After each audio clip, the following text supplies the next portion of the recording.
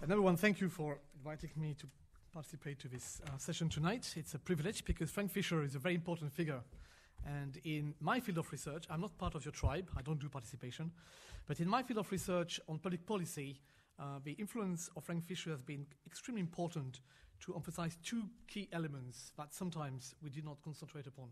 Number one was to emphasize, as you heard, the importance not just of discourse, but really of policy argumentation, and to really emphasize some of the way to construct public policy as collective action by emphasizing not the discourse, again, as a sort of massive cognitive element, but much more in the interaction to frame issues and to make the connection with the pragmatist approach historically and with this element. And the second thing that I think Frank Fischer has been doing, I think for both you and us in a way, if I'm here tonight, it's also because it's a very important way to make links between issues of political sociology, of participation, the link with democratic theory, and public policy.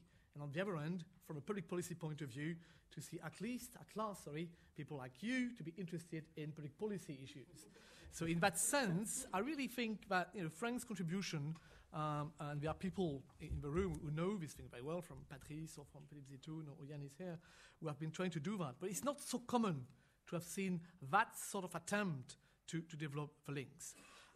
So I should emphasize two things before I start making a few points. Number one, I didn't have a paper before, so I didn't prepare, so I cannot do something in depth. The second thing is, the only reason why I'm here tonight is because Pierre Lascoum is not speaking English. So I'm just a replacement, which is fine. I've said that several times before, and that's absolutely fine. I have no problem. So I've learned from Pierre a lot, so I'm able to say. And the last thing I want to emphasize is that Frank is in charge, has been involved in a journal called Critical Policy Review. So for those of you who still think that every Anglo-Saxon journal is a machine where you have to put your argument in one way, you should read Frank Fischer's journal and send papers, and it would be published in English without having one normative, hyper-positivist way. There's diversity in the Anglo-Saxon world as well. So this being said, my only claim to speak tonight is that, coming from Sciences Po, we know about the techno-bureaucratic policymakers, and some of us are trying in our with our little resources to go along some of the lines that Frank has been mentioning tonight, and I think it's an important issue, of course. So, in many ways, commenting the paper is not easy, because if I do, you can critique from outside, from inside, but basically, I think I would agree with most things which have been said, and to a large extent, I think the summary here has been given of experience, attempt to bring in citizen participation to public policy by thinking in terms of expertise, are themes that he has been pioneering in the US and international level, but there are some people, as you may know, which in the Francophone context have been doing very similar things, either in Switzerland or around Lascaux and Calon in the French context. So these are things that we will understand very well.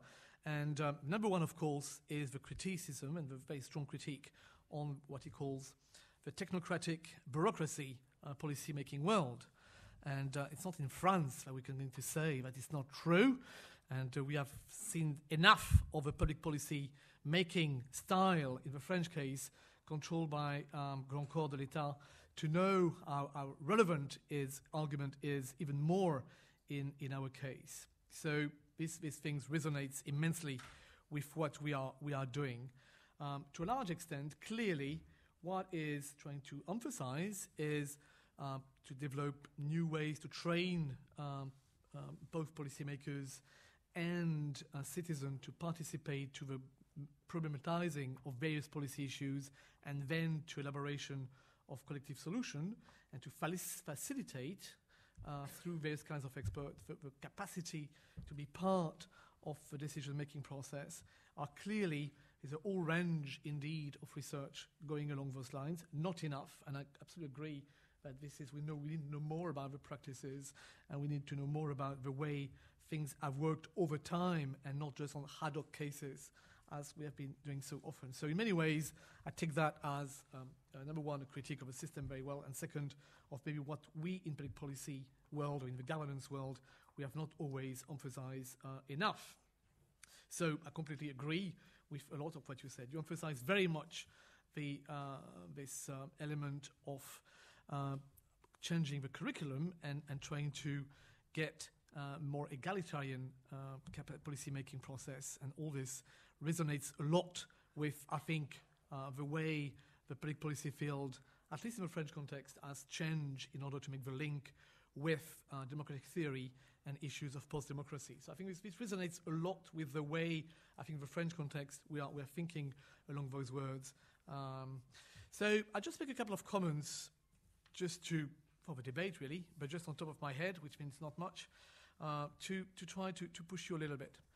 Number one, in your analysis and your argument on the making of this training for this expert who will be more concerned with raising political participation, as much as in a lot of your research on policy arguments and policy discourse, you are very strong on what you call the post-positivist element of your thinking, and you add once again some little attack on regression analysis. My question is always the same in that sense. It is, to what extent do we need such a blunt post-positivist training? In a way, if we want to discuss some of this technocratic element, there are elements of rationalization, and I do not understand why you have to get this flag of post-positivism. In a way, even if you were an expert trying to facilitate the participation of various people, to be aware of how to do regression analysis is a good skill to have anyway, and to try to frame policy issues. I understand the importance of the discourse and the arguments, but it's also important to understand the analytical framework behind and the rationalizations which have been going on, not just on one element, but even the last 100 years at least. So I just do not understand why you would put aside the positivist training, including the statistical method. So I understand, of course, that's not exact. I'm just making a straw man here. What you have in mind, I'm sure, is the training in public policy of policymakers, which is only based on analytical skills and only emphasize this statistical method and depoliticize as much as possible all the thinking about public policy. And as we know, it's quite striking to see that the bad news is that in the European context, we see the making of public policy schools all over Europe, particularly with my friends in the UK, and it's just amazing the extent to which what you are suggesting here is absolutely absent from any thinking on understanding. So we are in terms of policy management, not in terms of public policy in the classic sense. But I'd like to know how far you would go in your attack on and the element of positivism, because it's also part of your understanding of public policy, which, in a way, I would resist a bit. For instance, in many public policies, the problem is not just one ad hoc case or one ad hoc incinerator to deal with, but very often, as we know, we have quite a history of institutions behind. And those institutions are not just bad things controlled by always technocratic people. They are also rules of the game facilitating and making public policy and collective action possible. So you sometimes go towards very strong attack on neo-institutionalism or any kind of positivist thinking. Not because I'm a centrist, but I just think that if you want to be precise in trying to develop the aim you have been pushing tonight, I do not think it is always the most fruitful way to get away and to get rid of any positivist or even number-crunching analytical skills to do that, and then, of course, to be able to relate that to the people you deal with. That's the first thing I want to emphasize. The second thing is, I wonder whether we are not in a catch-22 situation here, because when you deal with some of the experts that you have been mentioning, people who in the making of public policies, and we see lots of them nowadays, and I think it's clearly a field which is growing. We see that some of them become really specialists and expert in facilitating public participation. But in a way, you also create very often a new professions of expertise, which very quickly develop its own codes. And I've been amazed when I've looked a little bit less ignorant on issues of public participation for urban policy, and I've been amazed to see how quickly the expert which start by, with strong social commitment, to facilitate the participations of various lay citizens, become in a way defending their own codes against other kinds of experts and trying to prevent this classic issue of codification, making of expertise, professions, developing their own ways of doing. I'm not entirely sure we're not creating a new kind of expert, which will have some other problems as well. And just to make a third quick point, again, I agree with you very much. Sometimes I disagree more with you on some other issues on policy making, but not tonight. I really agree with everything you seem to say. I was not entirely sure that really the dynamics of what you have been describing tonight is about problem solving, because I'm probably less a pragmatist than you are. As we know, a lot of activities about public policies is not very much about problem solving. And I would say probably most of the activities of public policies are not about problem solving. They're pretending to solve problems, but they're not really trying to do that, and they actually don't solve problems at the end of the day. So I wonder whether, this is my little pervert point, you're not a positivist yourself in this thing, where you concentrate very much on the public solving issue, which I agree is a very, very positive way to bring lay citizens in the process. But on the other end, if we think about public policies with a more long-term perspective and much more as a collective action thinking and process in the making, I wonder whether you really have to concentrate so much on problem solving, because all the frustrations that you mentioned also relates to this, meaning you bring citizens, you say, okay, come with us, we're going to solve some problems. But as we know, problem solving is much more related to implementation, and implementation requires another type of participation in some ways, and all kinds of other issues, which are interesting for participation, because as we all know, implementation raises a lot of participation against and protest of all sorts, and very lively expert to prevent solutions to be solved. So I think that we have to anticipate that even if we manage the stage that you have been mentioning, we also have to think, and that's my public policy hat here, at the implementation stage, where trying to disentangle various kinds of groups involved to limit is a different issue. Hence, the problem we have when we know that enhancing this participation on some public policy issues is easier on ad hoc problems where you can have a debate and then make decisions, but when the bulk of what is going on the long term will be long-term implementation with unforeseen consequences, and trying to, I don't know if you have got some ideas on how to think about some reflexive practitioners and how to train them in order to think about these different ways. And in a way, if I was a bit provocative, I'm sorry, for those who listen to me, I always use the word of a great political scientist, Paul Hirst, in the UK.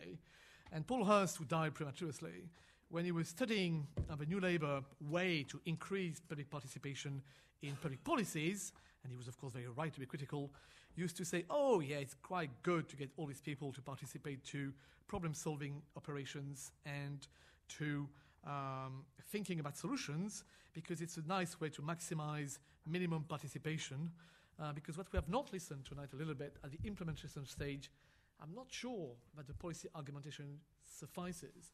And we find, again, very in-deep power relations and ingrained interest. And I'm afraid that we will see very strongly the limits of participation if we do not plan in advance some ways to bring in the momentum of these dynamics of participation at the implementation stage. Thank you very much. Thank you very much.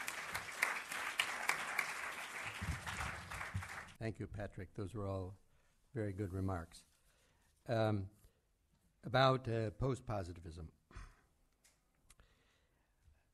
I mean, this is kind of a movement, so a movement needs a banner of some sort. You have to be able to talk about it.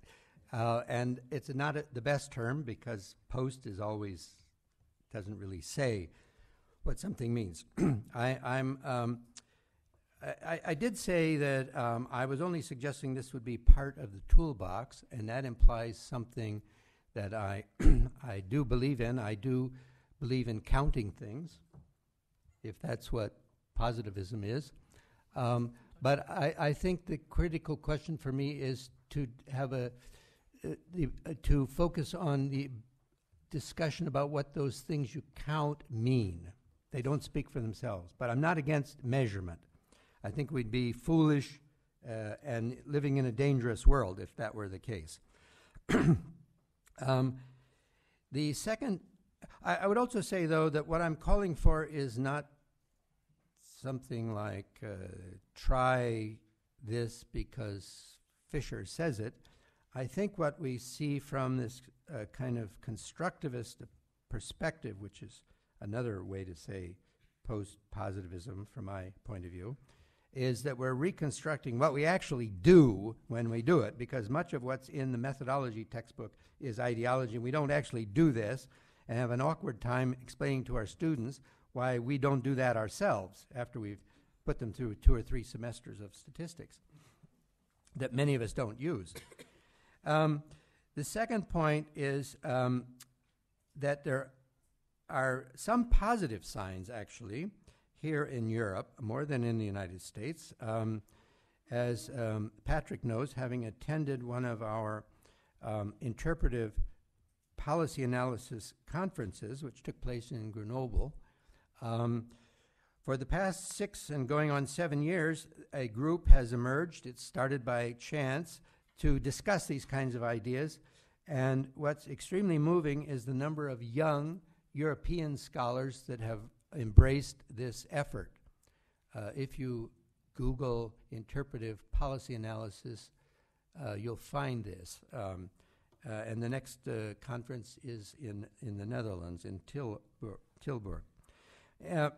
Any case, I'm saying it's only part of the task, and I agree with you about the numbers part. I'm actually more interested in citizen learning than I am problem solving, and in this sense I'll agree that problem solving is a bit of an awkward, probably the unfortunate word. It's probably there because I'm often trying to proselytize policy analysts, and they want to hear that word, and I kind of forgot that. It is worrisome about this. The word facilitation has been co-opted. Where it's sort of looking, we sort of need another word there in a way. There's actually a woman who did a dissertation in the Netherlands after she discovered that there are all kinds of professional associations now that do facilitation for hire. It's big business. You can Google that and you'll find them too. The projects that I focused on were of the participatory mobilization type that we discussed this morning, more than mini publics and so forth. These have largely been projects where experts of one sort or another have helped people orient themselves in their effort to take action in a situation in which they find themselves, often a crisis, that the ground is polluted and so forth. Their children are getting cancer at an unusually high rate and so forth. I think the key, I'm as interested or more interested in citizen learning, but particularly a critical sort of learning, which is not of the type that's featured in the professional facilitation literature. That is more of a sort of problem-solving sort of focus. In any case, I can leave it there. I'm interested in helping people. I see this as an orientation to action. It enters into the larger process in mysterious ways. We had this discussion about mini publics this morning. Do they somehow influence the broader discourse? We don't really know exactly how that works, but sometimes it does. I mean, an interesting question in my country today that's in search of an answer is, how exactly did Occupy Wall Street emerge? There were surely many discussions, and somehow they got combined, and something triggered this, and now it's a tremendous movement.